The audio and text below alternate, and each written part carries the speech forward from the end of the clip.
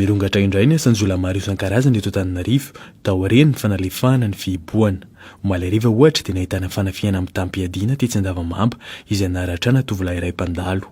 Raha ny fanazavana no Mendrazafy Mihaja Abel, lehibe ny voameran'ny fandriam-pahalemana eo anivon'ny fokotany anaty hazo Andavamamba, dia misahina ireo jiolana natateraka ity fanafiana ity. Misy jiolana nafika tetỳ aminay tetỳ zany, tetỳ amin'ny party amin'ny fokotany Andavamamba anaty hazo dio. Épicerie etsy avaratra eto tonga tamin'ny enina soepa moa izay ao an-trano no naheno pobasy zany dia mbola tsy afaka tena mivoaka moa zay zany satria mbola ny olona zany roro be mihitsy teo amin'ny tabataba be dia avy eo zay nipoaka pandroany basy dia lasa zareo nandeha nandositra zany dia ny anatsimo taty izy dia nina napoaka basy indray mandeha indray izy teto atsimo teto dia misy boakely anankiray antsoina hoe nomena no voatifitra teo. Ny efatra tamin'ireny nitondra antsy dia ny roa zany nitondra basy. Efa matetika loatra io ireo mponina ny fanafiana amin'iny faritra iny, hany ka tsy milamin-tsaina intsony izy ireo. Zany hoe nare basy mipoaka zany zay no nivoaka nare ny antso antsy. Zay tsy afaka mivoaka fa vao nare le izy dia tsy maintsy nandritra satria basy ny olona tsotra tsy afaka fanahoana fa io tsaina io tsaina efa nidy.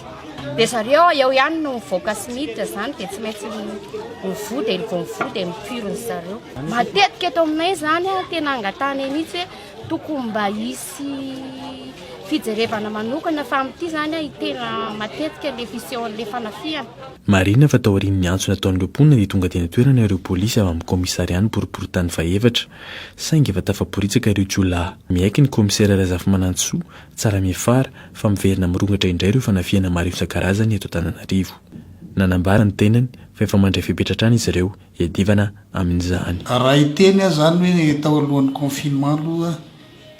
confinement nandritry ny confinement ary tapre dia azo lazaina fa niakatra kely io fiakarany fandikan-dalàna amin'ny fanendahana ohatra amin'ny atoandro ary ohatr'izay ihany koa ny resaka vakitrano amin'ny alina. Manampy an'ry ambonindry zany dia ny resaka ohatra hoe ataky armée mpisery ihany koa zay fa tsapa aloha zany zay hoe somary niakatra fa ny dispositif kanefa tsy miova, tsy hoe misy confinement dia adino ny asa efa natao hatramin'izay na ny dispositif efa niraisina fa mitohy ny dispositif dia mipetraka foana. Izay ny valo-polisan-jato ny asa ataon'ny komissariat moa zany dia ny prévention, izany hoe ny fametrahana polisy manao fanamiana réglementaire toy izay ataoko izao amin'ireny faritra tsirairay izay lazaina fa mafana ireny. Ny amin'ny alina raha iteny ny amin'ny alina izay niteneniko teo hoe ny resaka vakitrano dia teo moa zany le hoe couvre-feu dia mametraka dispositif ana barazy fa nefa kosa tsy miravoravo tanana izay hoe dia fixé ho barazy io dia i-contrôle an'izay tomobile na olona mandeha amin'ny axe iny fa misy ihany ny fandefasana patrouille pédestre amin'ny alina izay mitovy amin'io ambony teneniko hoe mitsofoka ny elakelan-trano ohatr'izay ihany koa natao hoe patrouille portée zany hoe hoentina bataina amin'ny tomobile ohatra miala vieto dia bataina makeo mitetezan'ny bekra dia mijanona eo ny tomobile mandeha tongotra ny elakelan dia raisina tsy anay na very aloha reny.